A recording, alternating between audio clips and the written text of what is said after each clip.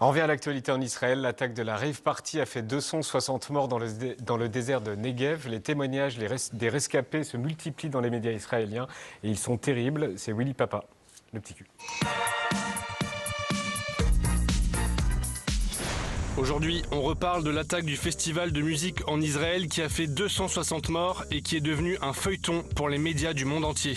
It was meant to be a night of free love and spirit, but turned into a morning of chaos and devastation. Early Saturday morning, Hamas rockets streaking overhead as people celebrated and danced. Then, chaos, as heavily armed Hamas gunmen made the festival one of their first targets. C'est l'attaque la plus documentée car la cible c'était des jeunes, forcément très actifs sur les réseaux sociaux. Ils ont partagé en direct ce qui leur arrivait, comme cette jeune femme qu'on vous a montrée hier.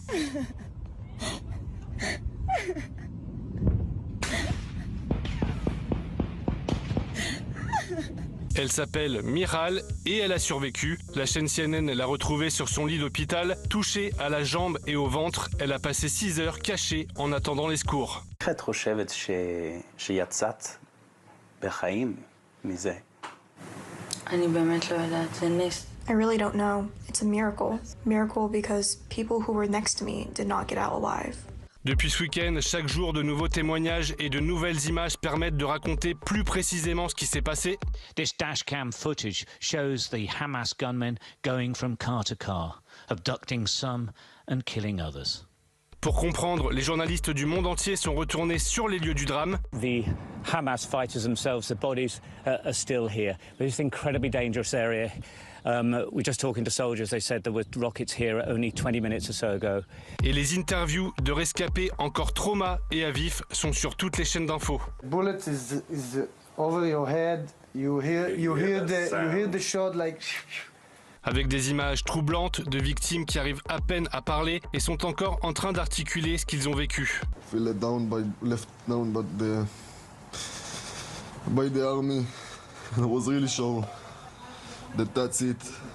I'm gonna die. Les récits sont les mêmes que ceux qu'on a entendus après d'autres attentats, des gens qui échappent à la mort en prenant le bon chemin au bon moment, comme cette jeune femme qui s'est enfuie en voiture. The other road, the left road that was traffic, the terrorists just come with the gun and shoot everybody in those cars. And I remember that I want to go in this road because I thought it's the way out. Il y a aussi cette mère qui était au téléphone avec son fils quand il a été abattu par le Hamas. I felt those gunshots in my. I just remember screaming, they're killing my son right now.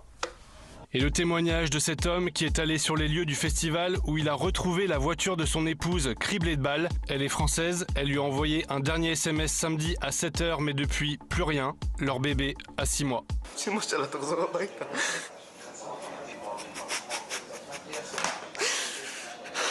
Parmi les images diffusées en boucle depuis samedi, il y a bien sûr le visage terrifié de Noa Argamani, une étudiante israélienne kidnappée en moto par ses assaillants. Ses amis sont toujours sans nouvelles. This is why I think this video got so many attention from all around the world, that you can see the horror of her saying, I don't want to die. You know, this is a person that really can see the end of her life right now. L'autre image sidérante, c'est celle de Shani Louk, une Allemande de 22 ans dont le corps inerte a été exhibé par le Hamas à l'arrière d'un pick-up. Les médias la croient morte, mais sa mère garde espoir. Elle était hier soir sur CNN. Do you believe she may still be alive? The video is, as you know, it looks very bad, but I hope that she's still alive somewhere. We don't have anything else to hope for, so. On le rappelle, 260 festivaliers sont morts dans le désert du Negev, soit un quart du total des victimes de l'invasion de samedi, sans compter les otages. Les images de cette rave, de cette jeunesse vont rester pour toujours. Une réaction? C'est le grand rabbin de France qui disait que ça lui rappelait évidemment le Bataclan. Je pense que ça montre bien que ce sont des actes terroristes, au sens où ils ont voulu sans doute toucher une jeunesse, une enfance aussi. On a vu aussi ces images de bébés. Et je pense que voilà, c'est pas simplement la mort qu'ils veulent semer, c'est l'anéantissement. Et donc évidemment, ça, je crois, permet à tous les jeunes de se projeter et voir que ce qu'ils vivent là-bas, c'est absolument ignoble.